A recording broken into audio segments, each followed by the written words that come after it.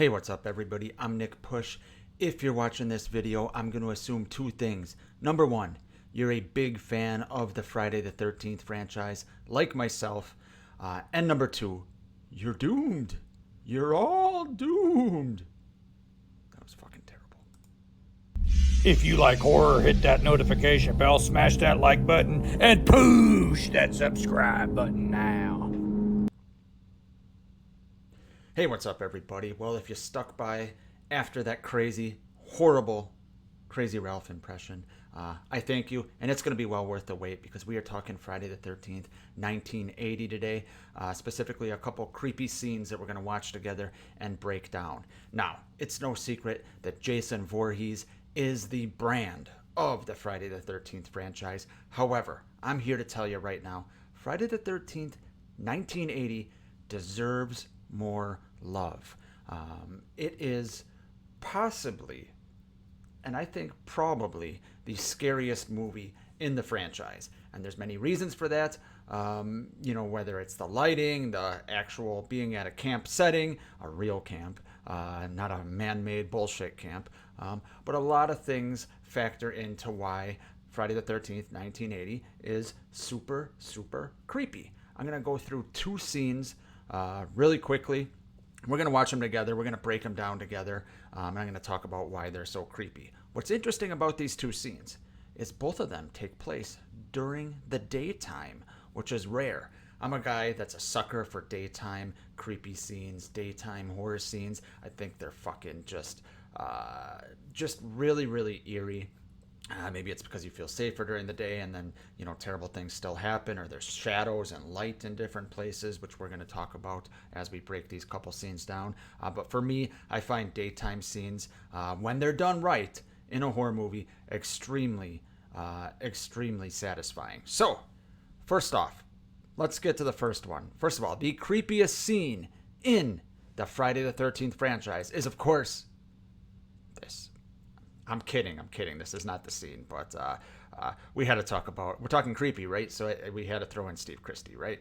And there's nothing creepier than him looking at Alice's artwork and making what I can only assume is 10th or 12th pass at her. But enough of that. Let's get into it. While I'm breaking this down, or before I break this down, guys, tell me in the comments your scariest, creepiest scene in Friday the 13th, 1980. Hell, give me your scariest scene in the franchise, because there's a lot of them, but I particularly like the creepiness and the atmosphere and the vibes of Friday the 13th, 1980, if we're talking about creepy scenes. So, first one.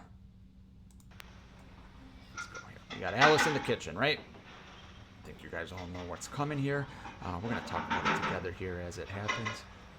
Let's watch a little bit. Huge ass fucking pants.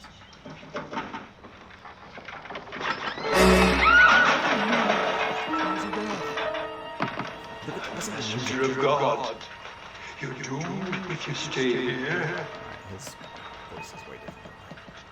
This place is cursed. Cursed. Love it. Look at that. It's got a death curse. Who are you? What do you want? God sent me. Get out of here, man. Get I out got of to here. warn you. You're doomed if you stay. Go. Go. Good job.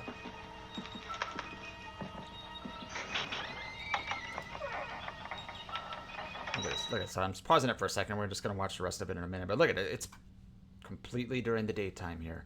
Starting to get into a little bit of dusk, which we're going to talk about with the next scene.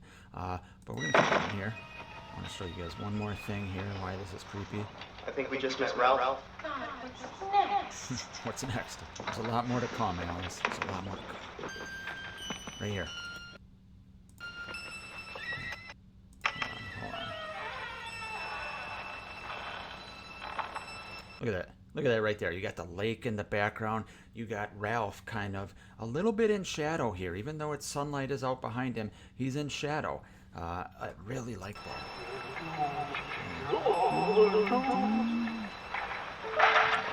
Watch him look back here in a second. Watch him. Right there. That is creepy. Look at him go on that bike. He is a spry motherfucker. Look at him go. Bam, that is good shit. We got one more scene to go over. But yeah, Crazy Ralph obviously shows up out of nowhere. At this point, you know, it's a whodunit. When I think there's only been one death at this point. I think it's just been Annie towards the beginning, gets her throat slit. But we don't know who it is, you know, for a long while. Ralph is obviously a big suspect. And him just showing up there, riding his bike around, town drunk, you know, it's creepy. And the way the score kicked in and the way he's saying you're doomed, really, really creepy stuff. Now, is that scarier than Jason, a big guy in a hockey mask showing up with a machete and slaughtering someone? Probably not. But this is subtle creepiness here, especially just setting the tone and the vibe and the atmosphere of the movie. It's just great. Now, this next scene is a very underrated scene to me. I think it doesn't get talked about enough. It's not even close to as long as that Ralph one there. It's just maybe 30 seconds or so, most of it set up. But it is extremely creepy. And this is, we're talking about at dusk here. I'm going to play it here and we're going to talk about it as it goes on here. So let's get into it. So we got daytime again, and look who it is. Ned, the prankster.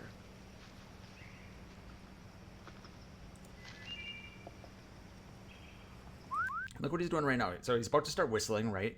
And you got kind of dusk starting to set. And, you know, there's no cell phones at this time, right? You know, it's 45 years ago almost. And he's at a lake. And this is what you did. You go camping, you know, or whatever. I went camping with my family and there was nothing to do. You're just kind of dilly-dallying around the lake, right? So that's what he's starting to do here. Just feels like you're at camp for real, which is nice. Look at this, okay? Look at that! Look at that! So subtle. Blink and you miss it. Hello? And now you see someone go right in that cabin. The score picks up. Can I help you? Love that. Look at it. Pausing it just for a second here. Once again, light on one side, light in the background, darkness on the foreground. That you don't realize it, you know, unless you study these kinds of things or, you know, break scenes down like this. But that's very effective. I'm gonna watch this again without me talking. So you can really see how creepy it is. And then right into the cabin he goes. And the next time we see him, when Kevin Bacon is assumingly giving Marcy an orgasm, it pans up and we get his throat slit on the top bunk. Let's watch that Ned scene one more time and just see if you can pick up on how creepy it actually is, because it starts out so innocent. Let's watch it.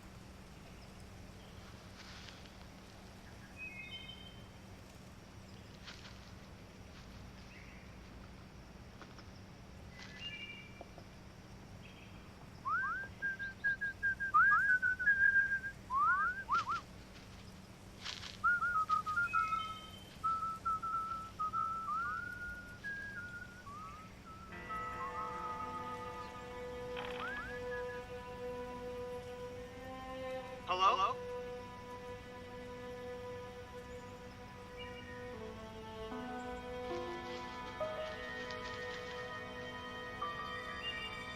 Can I help you?